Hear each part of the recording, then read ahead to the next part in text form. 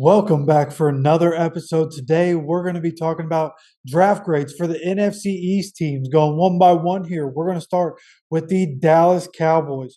Their needs coming into the draft were running back, tight end, interior defensive line, and cornerback. Cornerback a little less, but building for the future and getting depth. I thought cornerback was a need that they should address.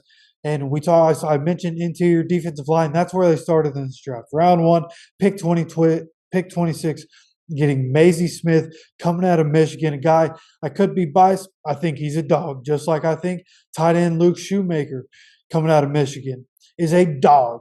These are two guys that they can have for the foreseeable future for the Cowboys. Two guys to have kind of as staples on rookie contracts for them for a few years. And I think they got good value where they got these guys in rounds 1 and 2, and third round and the fourth round. They go defensive end, bolstering that defensive front, which kind of tells me maybe they want Micah Parsons to really start to to play more of a gadget role, to be able to pass rush, but to be able to disguise and fall back, or to be able to line up outside and stay outside and play more coverage because he's so versatile, because he's so athletic, because he has such a good mind for the game. Maybe they want to get more defensive ends and let him free roam. This could be a year where we really see Micah Parsons be defensive player of the year, not only worthy, but really stand out if they give him a different role like that in the Dan Quinn defense, which is all speculation. But that just as it's running through my mind, seeing the kind of guys that they drafted here.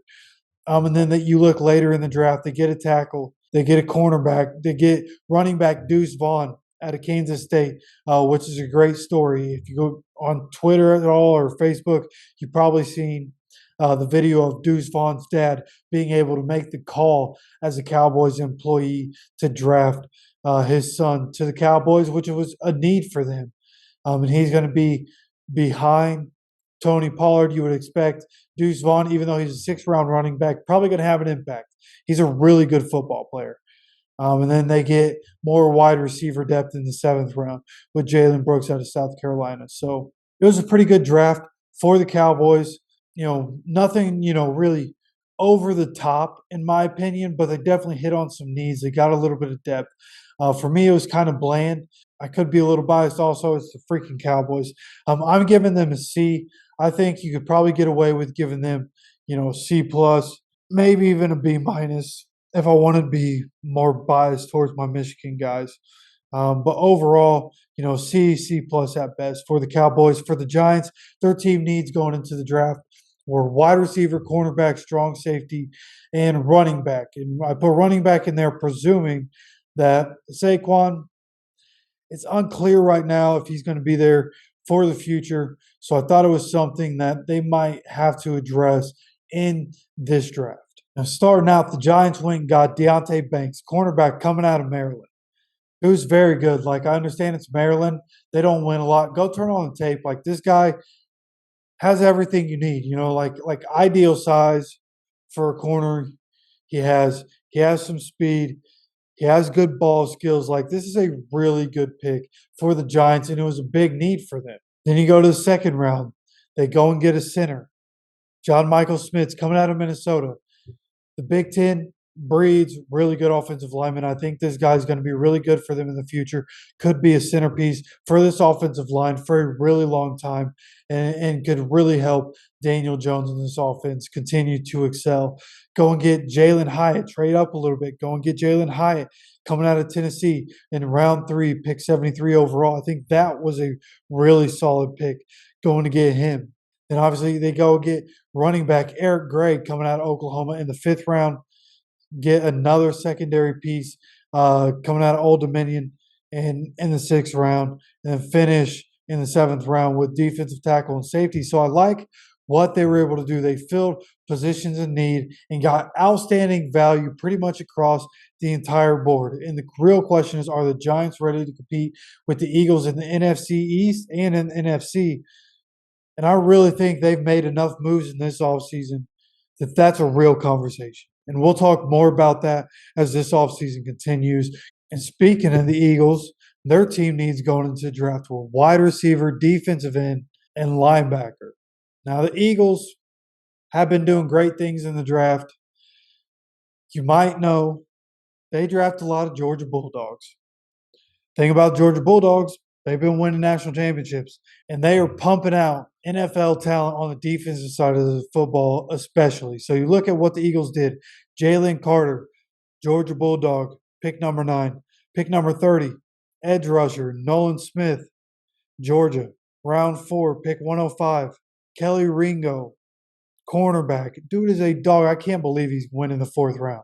Should have at least been a second round. Like, at the very least, should have been a second round pick. Went all the way to the 4th, goes somehow to the Eagles. So they lost a lot of talent, especially on the defense in the offseason. They replaced a lot. They have a lot of Georgia Bulldogs, a lot of really, really good young talent on that defense. They get a tackle, which is needed for their future. They got a safety to replace another position. They got him in the 3rd round.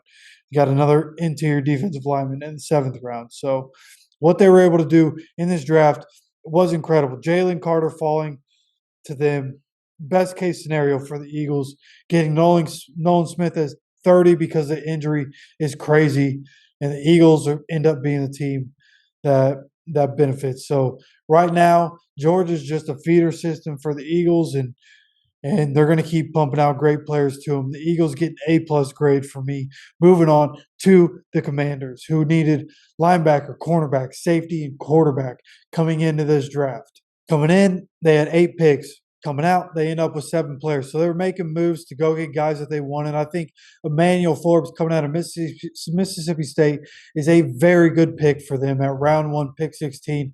Guy that you can really bolster secondary with and keep him around. This is a guy that in the future you're going to want to pay him to keep him in the secondary. Round 2, they get another secondary guy, exactly what they needed to do for this defense, for this team overall.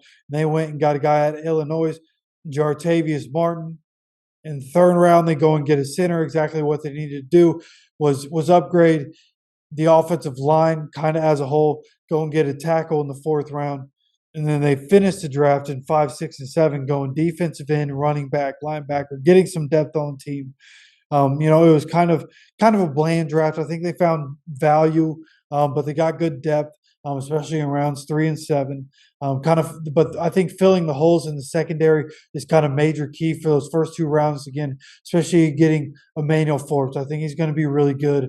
And what does not drafting a quarterback say about the Commanders' feelings toward Jacoby Brissett and or Sam Howell and what they can provide them in the future? Are they just trying to make it to next year and then try to make a play to try to get early in the draft to go get a guy like Caleb Williams? Who knows? We'll talk more about that as the offseason goes along. You let me know what you think about each team in the NFC East and what they did in the draft. Give me your draft grades down in the comments sections. Don't forget to keep coming back for more offseason content every day, and we'll see you for the next video.